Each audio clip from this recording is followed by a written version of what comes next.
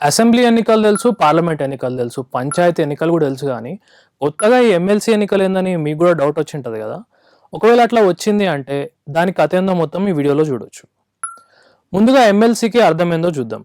MLC అంటే member of legislative council.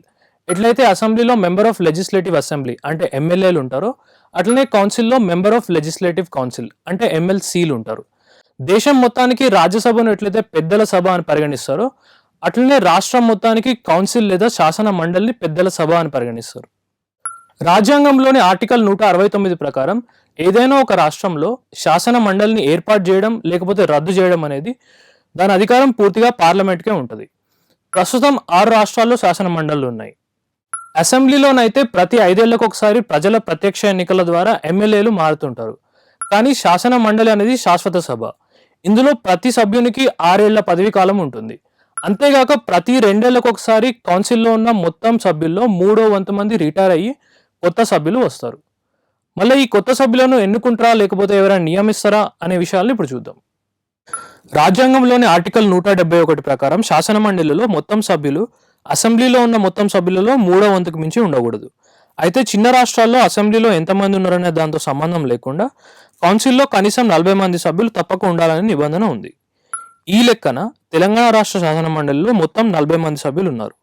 అయితే ఎమ్మెల్యేలలాగా ఎమ్మెల్సీలందరికీ ఒకటే రకమైన ఎన్నికల ప్రక్రియ ఉండదు. తెలంగాణ శాసన మండలిలో ఈ ఎన్నికల ప్రక్రియ ఏ విధంగా ఉందో మనం ఈ టేబుల్లో చూడొచ్చు. మొత్తం సభ్యుల్లో 3/4 మందిని అంటే 14 మందిని మున్సిపాలిటీ, జిల్లా పరిషత్, పంచాయతీలకు చెందిన స్థానిక ప్రజాప్రతినిధులు ఎన్నుకుంటారు. ఇంకో 3/4 అంటే ఇంకో 14 మందిని ఎమ్మెల్యేలు ఎన్నుకుంటారు. అయితే ఎమ్మెల్యేగా ఉన్న వ్యక్తికి ఎమ్మెల్సీగా పోటీ చేసే అధికారం ఉండదు. ఇకపోతే మొత్తం సభ్యుల్లో 12వ మందిని అంటే ముగ్గురిని రాష్ట్రంలో టీచర్లందరూ కలిసి ఎన్నుకుంటే ఇంకో 12వ మందిని అంటే ఇంకో ముగ్గురిని రాష్ట్రంలో పట్టభద్రులందరూ కలిసి ఎన్నుకుంటారు. ఈ ఆదివారం మార్చి 14వ తేదీ నాడు ఈ 3 సీట్లలో రెండింటికి పట్టభద్రుల ఎమ్మెల్సీ ఎన్నికలు జరగబోతున్నాయి. దీని గురించి వివరంగా కొద్దిసేపట్లో చూద్దాం. ఇకపోతే చివరగా మిగిలిన 6 మందిని గవర్నర్ నియమిస్తారు. ఇంతకు ముందు చెప్పుకున్నట్టు తెలంగాణ రాష్ట్రంలో మొత్తం 3 పట్టభద్రుల ఎమ్మెల్సీ సీట్లు ఉన్నాయి. అవి మొదటిది నిజామాబాద్, ఆదిలాబాద్, మెదక్, కరీంనగర్. 2 నల్గొండ, వరంగల్, ఖమ్మం. 3 మహబూబ్ నగర్, హైదరాబాద్, రంగారెడ్డి. వీటిలో నిజామాబాద్, ఆదిలాబాద్, మెదక్, కరీంనగర్ సీటుకి 2 ఏళ్ల క్రితం ఎన్నిక జరిగితే మిగిలిన 2 సీట్లకు ఈ ఆదివారం మార్చి 14వ తేదీన ఎన్నిక జరగబోతుంది. అయితే ఈ ఎన్నికల ప్రక్రియ అసెంబ్లీ లేదా లోక్సభ ఎన్నికల్లో ఫాలో అయ్యే first pass the post system అంటే FPTP ప్రక్రియ లాగా ఉండదు. ఎమ్మెల్సీ ఎలక్షన్లలో సింగిల్ ట్రాన్స్ఫరబుల్ ఓట్ లేదా STV ఎలక్షన్ అనే ప్రత్యేక ప్రక్రియను ఫాలో అవుతారు. ఇందులో ప్రతి ఓటర్ తనకు నచ్చిన అభ్యర్థులందరికీ ర్యాంక్ ఇవ్వచ్చు. ఉదాహరణకు పోటీలో 4 అభ్యర్థులు ఉంటే అందరికీ 1 నుండి 4 వరకు ర్యాంకులు ఇవ్వచ్చు. ఒకవేళ కేవలం ఒకే అభ్యర్థి నచ్చినట్లయితే ఆ వ్యక్తికి 1 అని ర్యాంక్ ఇచ్చి మిగతావన్నీ ఖాళీగా వదిలేయచ్చు. అంతేగాక ర్యాంక్ ఇవ్వడానికి రోమన్ నెంబర్లు కూడా వాడొచ్చు. అయితే మీకు మామూలుగా అలవాటు ఉండే నెంబర్లను వాడడమే మంచిది, కన్ఫ్యూజన్ ఉండదు. ఇకపోతే ఏ అభ్యర్థికి 1 వేయకుండా డైరెక్ట్గా వేరే నెంబర్లు వేయడం, 1నే 2 సార్లు వేయడం, ఒక నెంబర్ని వేయాల్సిన ప్లేస్లో వేయకపోవడం లాంటివి చేస్తే ఆ ఓటుని పరిగణలోకి తీసుకోరు. అంతేగాక మరీ ముఖ్యంగా మనం ఎట్లాంటి పెన్సిల్ లాంటివి పోలింగ్ కేంద్రానికి తీసుకెళ్ళడానికి వీలు లేదు. కేవలం పోలింగ్ కేంద్రంలో ఇచ్చే వాయిలెట్ రంగు స్కెచ్ పెన్తో మాత్రమే ఓటేయాలి. ఇకపోతే STV ఎలక్షన్ పద్ధతిలో ఓట్ల కౌంటింగ్ కూడా చాలా ఇంట్రెస్టింగ్గా ఉంటుంది. ఈ పద్ధతిలో గెలవడానికి ఒక అభ్యర్థికి నిర్ణీత సంఖ్య కంటే ఎక్కువగా ఓట్లు రావాల్సి ఉంటుంది. ఈ నిర్ణీత సంఖ్యను ఈ ఫార్ములా ప్రకారం లెక్కిస్తారు.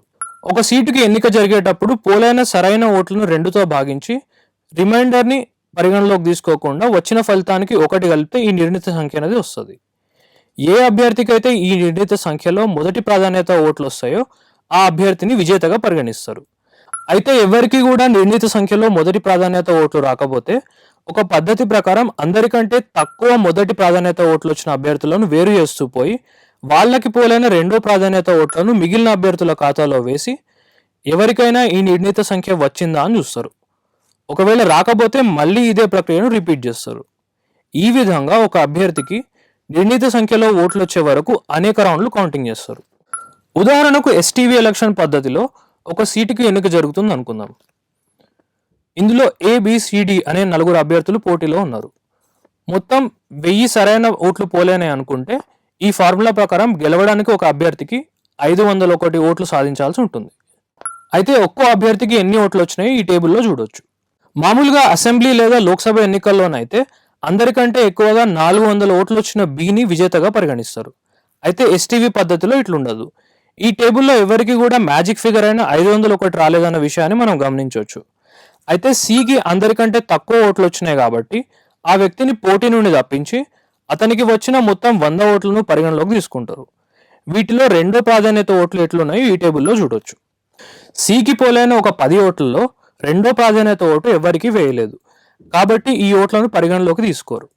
ఇక మిగిలిన ఓట్లను అభ్యర్థులకు వచ్చిన మొదటి ప్రాధాన్యత ఓట్లకు కలిపితే ఈ టేబుల్లో చూపినట్టు ఫలితం వచ్చింది. కానీ ఈ టేబుల్లో కూడా 501 ఓట్లు ఎవరికి రాలేదన్న విషయాన్ని మనం చూడొచ్చు. అయితే ఏకి అందరికంటే తక్కువ ఓట్లు వచ్చినాయి కాబట్టి ఆమెను పోటీ నుంచి తప్పించి ఆమె ఖాతాలో పడ్డ ఓట్లను మిగిలిన అభ్యర్థులకు పంచుతారు.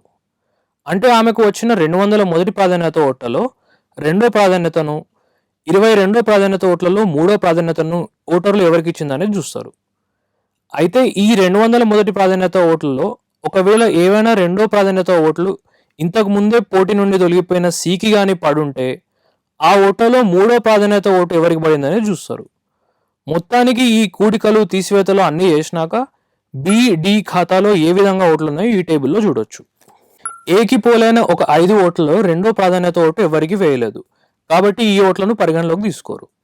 ఇక చివరికి మిగిలిన ఓట్లను అభ్యర్థులకు వచ్చిన మొదటి ప్రాధాన్యత ఓట్లకు కలిపితే ఈ టేబుల్లో చూపినట్టు ఫలితం వచ్చింది.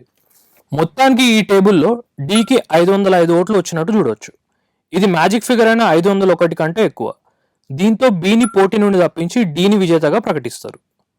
అయితే ఇక్కడ మనం గమనించాల్సిన విషయం ఏంటంటే మొదటి రౌండ్లో బికి అందరికంటే ఎక్కువ ఓట్లు వచ్చినా చివరికి ఆ అభ్యర్థి గెలవలేదు. అంటే రెండో ప్రాధాన్యత ఓట్లు కూడా ఎంత కీలకమో మనం అర్థం చేసుకోవచ్చు. ఇదే అసెంబ్లీ ఎన్నికల్లో వాడే ఎఫ్పిటిపి పద్ధతికి, ఎమ్మెల్సీ ఎన్నికల్లో వాడే ఎస్టీవీ పద్ధతికి మౌలికమైన తేడా. మామూలుగా అసెంబ్లీ ఎన్నికల్లో మీరు ఓటేసిన అభ్యర్థికి గెలిచే అభ్యర్థి కంటే ఒక్క ఓటు తక్కువ పడినా మీరు ఓటేసిన అభ్యర్థి ఓడిపోతారు. అంటే ఒక రకంగా చెప్పాలంటే మీరు వేసిన ఓట్ వేస్ట్ అయినట్టు లెక్క. కానీ ఎస్టీవీ పద్ధతిలో జరిగే ఎమ్మెల్సీ ఎన్నికల్లో ఈ పరిస్థితి ఉండదు. మీకు ఎంతమంది అభ్యర్థులు నచ్చితే అంతమందికి మీకు నచ్చిన ప్రాధాన్యత క్రమంలో ఓటేయచ్చు.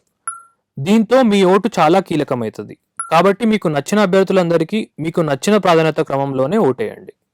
ఇకపోతే ఇది సింపుల్గా అర్థం అవడానికి మేము 4 అభ్యర్థులు 1000 ఓట్లు 2-3 రౌండ్ల కౌంటింగ్ ద్వారా ఈ ప్రక్రియను విశ్లేషించినాం. కానీ రేపు జరగబోయే ఎమ్మెల్సీ ఎన్నికల్లో కౌంటింగ్ ఇంత తక్కువ రౌండ్లలో జరుగుతుందని చెప్పలేం. వీటిలో పదుల సంఖ్యలో అభ్యర్థులు, లక్షల సంఖ్యలో ఓటర్లు ఉన్నారు. అయితే మౌలికమైన పద్ధతి మాత్రం ఇదే. రేపు జరగబోయే ఎన్నికల్లో ఎవరు గెలుస్తారో చెప్పలేం. కానీ ఎస్టీవీ పద్ధతిలో జరగబోయే కౌంటింగ్ అయితే ఆసక్తికరంగా ఉండబోతుందని ఖచ్చితంగా చెప్పొచ్చు. చివరగా ఎమ్మెల్సీ ఎన్నికల గురించి మీకు మరింత సమాచారం కావాలనుకుంటే ఈ వీడియో డిస్క్రిప్షన్లో ఇచ్చిన లింక్స్ని రెఫర్ చేయండి. రిజిస్టర్ చేసుకున్న పట్టభద్రులందరూ తప్పకుండా మీ ఓటు హక్కును వినియోగించుకోండి.